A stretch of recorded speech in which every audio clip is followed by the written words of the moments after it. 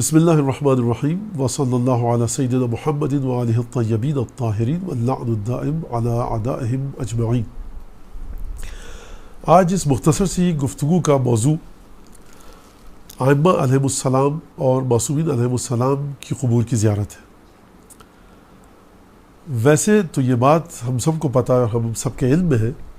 کہ معصومین علیہم السلام کی زیارات کے سلسلے میں بے تحاشا احادیث وارد ہوئی ہیں، اور ملت اسلامیہ کا یہ متفقہ فیصلہ ہے کہ اہل بیت رسول اور رسول خدا صلی اللہ علیہ وآلہ وسلم کے خاندان سے تعلق رکھنے والی ہستیاں اور خود رسول خدا صلی اللہ علیہ وآلہ وسلم کی قبر مطہر کی زیارت کا بے تحاشا ثواب ہے، بے تحاشا برکتوں کا حامل ہے یہ عمل زیارت۔ اور احادیث شاید سینکڑوں کی تعداد میں ہو، ہزاروں کی تعداد میں ہو ایسی احادیث، لیکن اگر بالفرض محال ہم احادیث سے قطع نظر گفتگو کرنا چاہیں، کیونکہ معاشرے میں مختلف سوچ اور مختلف افکار کے حامل لوگ موجود ہیں، تو اگر ہم احادیث سے قطع نظر اور احادیث کو ہٹا کر گفتگو کرنا چاہیں تو یہ ایک بہت بڑا سوال شاید کسی جدید تعلیم پانے والے شخص کے ذہن میں آ جائے کہ اس سے ہٹ کر بھی زیارت کی فضیلت اور زیارت کا کوئی ثواب یا زیارت کا کوئی اثر ہے یا نہیں ہے۔ دیکھیے، اس کے لیے ہمیں انسانی فطرت اور انسانی طبیعت، انسانی مزاج کو دیکھنا ہوگا کہ کیا انسانی مزاج اور انسانی طبیعت میں، انسانی فطرت میں کوئی ایسی چیز ہے کہ جو ہمیشہ ایک بہترین کردار کے مالک انسان کی متلاشی ہو۔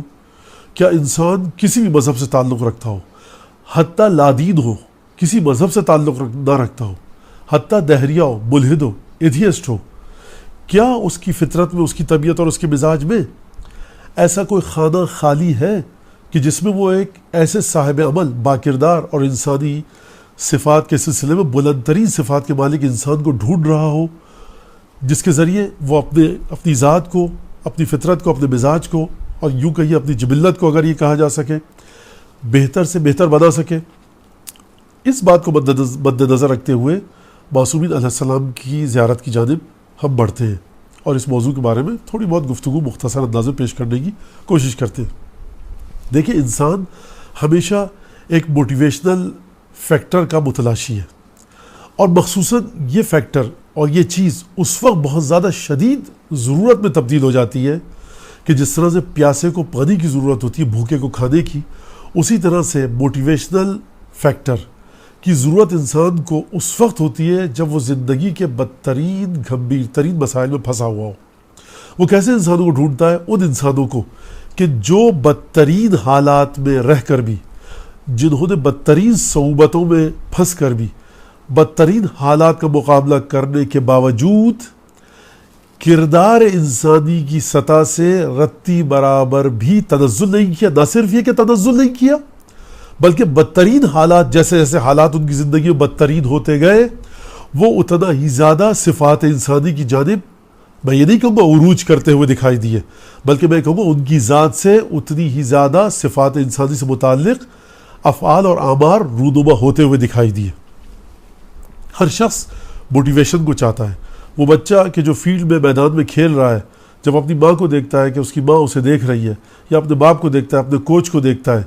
تو ایک دفعہ اس میں ایک طاقت آ جاتی ہے، انرجی اور توانائی آ جاتی ہے، اور ایک موٹیویشنل ویوز اس کو ملتی ہے، جس کو آج کل کی نفسیات میں پازیٹیو ویوز کہا جاتا ہے، پازیٹیو انرجی کہا جاتا ہے، اور وہ کام کر گزرتا ہے کہ جو عام حالات میں نہیں کر گزرتا، نہیں کر سکتا۔ انہی بات کو دیکھتے ہوئے اگر ہم احادیث جو ائمہ علیہ السلام یا رسول خدا صلی اللہ علیہ وآلہ وسلم کی زیارت کے سلسلے میں آئی ہے، ان سے قطع نظر کرتے ہوئے صرف اور صرف ائمہ کی زندگی کے واقعات کو مد نظر رکھیں، بطور مثال ذات والا صفات حضرت امیر علیہ السلام یا ذات والا صفات سید الشہداء علیہ السلام کی زندگی کے واقعات کو اگر ہم مد نظر رکھیں، شہزادی کونین سلام اللہ علیہ کی زندگی میں رونما ہونے والے واقعات کو مد نظر رکھیں، تو یہ واقعات ہمیں ایک عجیب طرح کی طاقت اور توانائی دیتے ہیں کہ جب ہم ان کی زیارت کی جانب جاتے ہیں تو ہم کن کی زیارت کی جانب جا رہے ہیں؟ ان شخصیات کی جانب کہ جو بدترین حالات میں رہ کر بھی بلند ترین اور اعلیٰ ترین صفات انسانی کا جن شخصیات نے مظاہرہ کیا۔ اور جب بھی انسان کسی شخص سے ملنے جاتا ہے، کسی کی قبر کی جانب جاتا ہے، جس طرح سے بھی اس کی شخصیت اس انسان کے سامنے ہوتی ہے، اس انسان کی زیارت کرنے والی کی شخصیت پر وہی اثرات مترتب ہوتے ہیں۔ اگر ہم جناب امیر علیہ الصلوۃ والسلام کی زیارت کے لیے جا رہے ہیں تو ایک دفعہ ہمارے سامنے تاریخ، شجاعت امیر المومنین، سخاوت امیر المومنین، علم امیر المومنین، حلم امیر المومنین، غرض ہے کہ انسانی صفات کے دائرے میں جتنی بھی صفات اپنے اعلیٰ ترین کمال کے مرحلے پر ہمیں دکھائی دیتی ہے، وہ مولا کائنات کی ذات میں دکھائی دیتی ہے۔ جب ان صفات کو سامنے رکھ کر ہم مولا کائنات کی زیارت کے لیے جاتے ہیں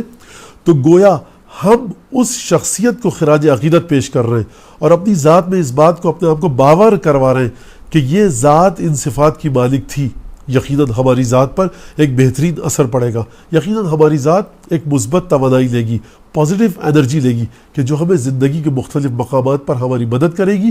اور ہمیں بہترین صفات کے حصول میں بہت اچھی طرح سے ہمارے لیے معاون اور مددگار ثابت ہوگی۔ تو اب ان تمام باتوں کو نظر میں رکھتے ہوئے کہ ائمہ علیہ السلام یا ذات ختمی مرتبت صلی اللہ علیہ وآلہ وسلم، جیسا کہ میں نے عرض کیا کہ بے تحاشا روایات موجود ہونے کے باوجود اگر کوئی قطع نظر کرنا چاہے اور روایات کو نہ مانے کسی بھی وجہ کی بنا پر، تو خود یہ بات حقانیت شخصیت حضرت امیر علیہ السلام کو ثابت کرتی ہے اور کافی ہے